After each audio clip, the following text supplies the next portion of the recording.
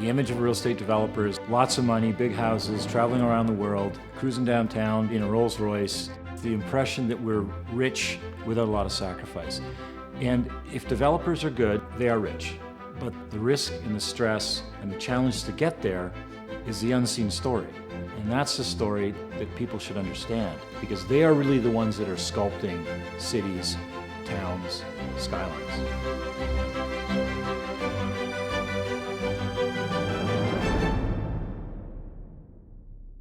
I really started developing seriously in around 2004, so it's been about 14 years. And as a developer, your entire life, every day, is a bare knuckles fist fight, because you're fighting everybody.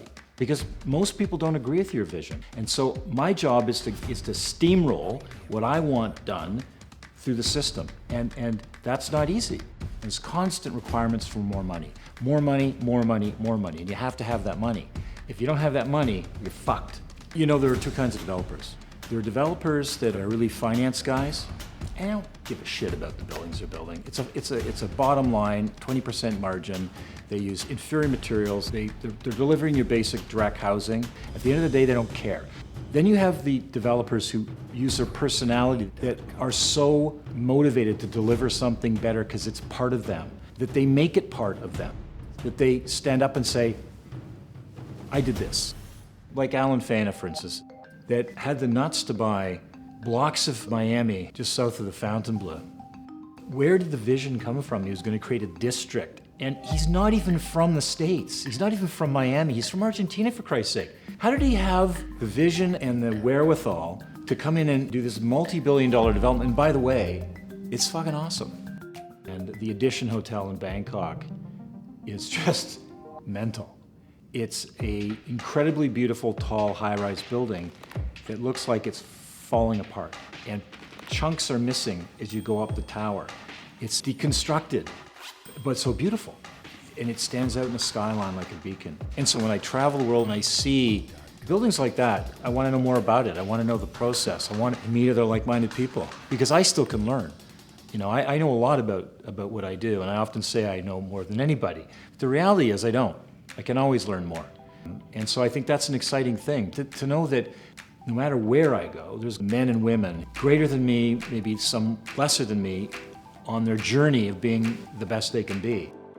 I love all my projects because I know the struggles that I busted through to get them completed. But the one that stands out for me the most is a project called Theatre Park. I bought a parking lot downtown in one of our most expensive neighborhoods. And when I took the project to the City Planning Department, the planner had the arrogance to say to me, this project will be completed over my dead body. I will write a refusal report right now for you, and you can just leave. I looked at my architect looked at me, and we said, fuck you.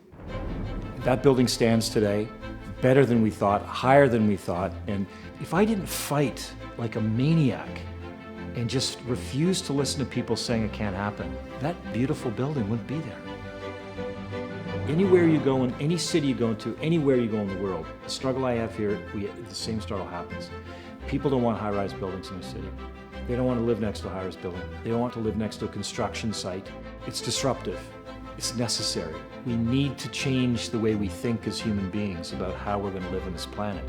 And we're not changing fast enough. As a developer in an urban environment, it's our responsibility to fight, to get density as a policy, and to build great high-rise housing, and to repopulate the planet through these urban centers.